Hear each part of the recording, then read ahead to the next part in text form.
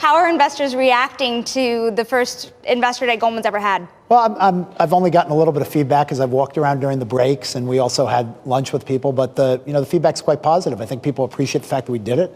I think people really appreciate the transparency, and they also appreciate the fact that we've laid out a clear path forward for our business, strengthening our existing businesses, making some investments in some new businesses. And so the feedback so far has been very constructive. Well, those new businesses, you are entering transaction banking, wealth management, and a lot of banks are already in that space. How does Goldman differentiate itself? What's the investor thesis for Goldman Sachs? Well, we've been in the wealth management business, for example, for a long time. We've just dealt with the ultra high net worth slice of the wealth management business. And we now see an opportunity through our United Capital acquisition and our ACO platform to expand that to high net worth individuals. And so that's a really good opportunity for us.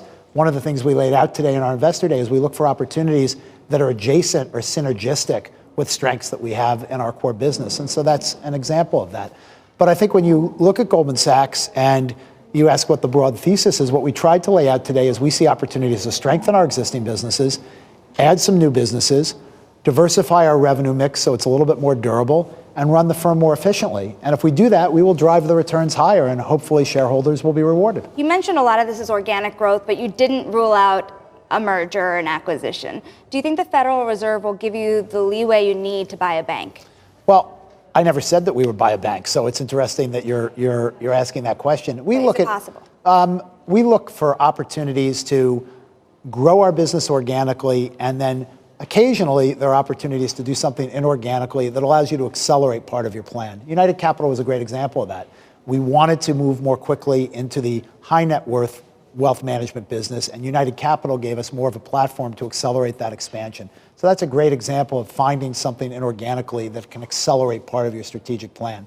When we look at the landscape and think about things that we want to do, that's mostly what we're focused on, but we're not out there looking to buy a big bank. We want to be Goldman Sachs. We want to do what we can do, but we're providing banking services on our platform, and that's been one of the big evolutions for us. So speaking of things that are changing at Goldman Sachs, one interesting thing I had picked up today was that pay for performance would be changing slightly. What's one tangible way that your bankers will be evaluated differently as you're thinking about how they're compensated moving forward? Well, I want to be clear. Pay for performance is not changing at all. This has always been a pay for performance culture. But what we're trying to do is we're trying to make sure the incentives align to really driving the overall performance of the firm forward for the benefit of shareholders. How do we drive returns higher as an organization so that we believe will create more long-term shareholder value? And to that, we're starting to put a broader set of metrics in place to reward senior people based on behaviors in addition to driving revenue. So what are some of those examples? Those examples can include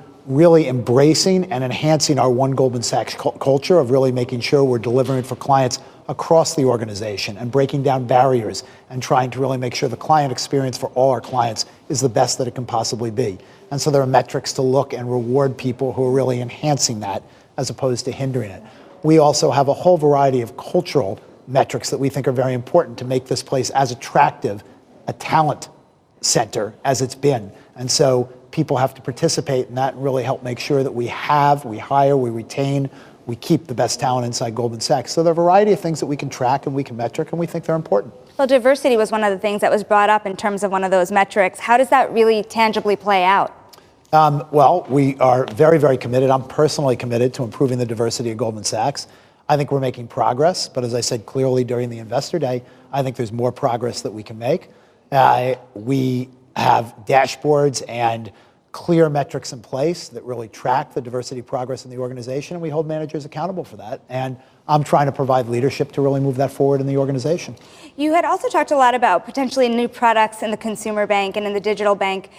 Do you leave the door open here to work with more tech partners beyond Apple? Have you been holding discussions with Google or Facebook or anybody else? Well, one of the things that I think is a strength of ours, and the Apple partnerships shows that, is because of the corporate relationships we have history with lots of companies where we could potentially partner. And so there are things that we'll do inside of Goldman Sachs, and there are things that we think can expand our activities with consumers by partnering. And so Stephanie Cohn, in her presentation today, talked about the fact that we've always built everything historically, but now we can build, we can buy, we can partner, we can invest, we have lots of options. And so we're we're always looking for ways to expand our offering, and sometimes partnerships can be a positive accelerant. So we can see more Apple-like partnerships with other tech companies? You could potentially. I'm not going to say you absolutely will, but we certainly think about that and think about ways that we can expand that franchise. When you look at the consumer offerings, if you can give us one new product that will be exciting and part of the growth in the future, what would that be? Well, we talked today, and Eric Lane, who runs our consumer wealth management business, talked about the fact that this year we will have a digital wealth management application that will be out, and that's something that we're very, very focused on, because when we look at the client experience, wealth management, it's an important part of financial services for any individual customer. And a bank that can offer an integrated wealth management product is something that we think is going to be important for our offering. Part of what we had talked about also was revenue growth, but also cost cutting. There are some pretty ambitious cost cutting targets here. How much of that includes job cuts? We've got a cost target that we put out today of $1.3 billion over the next 3 years. A significant portion of that allows us to reinvest in some of the growth areas that we're looking at. We haven't given a specification as to how much of that is in the form of people specifically, but obviously there are people that are affected by that. But we're also hiring a lot of people at the same time. And so there's a shift in the organization. We spent a lot of time thinking about the efficiency of our organization, how we can get people into different parts, different regions, into strategic locations that are more efficient than New York and London and Hong Kong.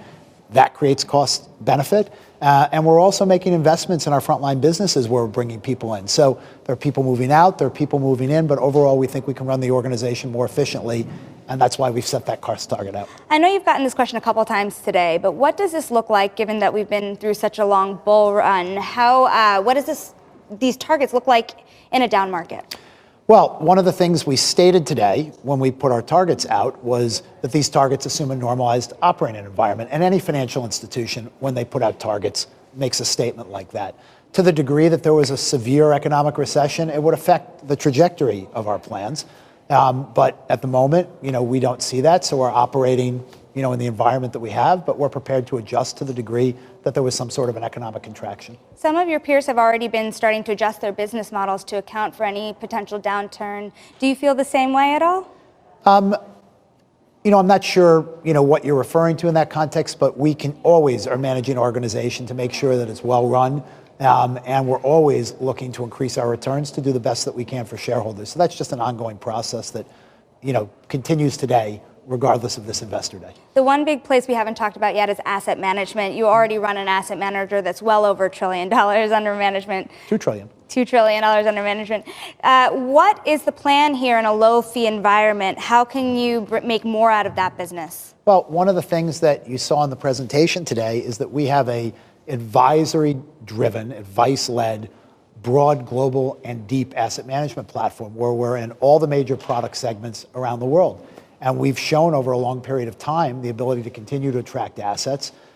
We believe in the active asset management business. We think given our scale and the fact that we're global, broad, and deep, that we're well positioned to continue there. And we laid out a plan today that basically assumes, given the mix that we have and the way we're growing that business, that we can hold our base fee at 32 basis points steady over the course of the next 3 years. In the private market business, what differentiates Goldman Sachs from some of the large alternative asset managers that have already grown to trillions in assets as well? Well, there's no alternative asset manager that has trillions of assets. The largest alternative asset manager in the world is Blackstone, and it's a little less than $500 billion, I believe, off the top of my head. We stated today that we have about $320 billion in alternatives, so we're one of the top 5 alternative asset managers in the world. And there's secular growth in that space, and so we're going to continue to grow. I think the thing that we're doing differently is we're organizing all the different businesses we had into one business, which will allow us to have a better coordination with our clients who are providing capital for that business. And so we think that organizing the business is just a next natural step, but it's a business we've been in for a long time, and we're continuing on that journey.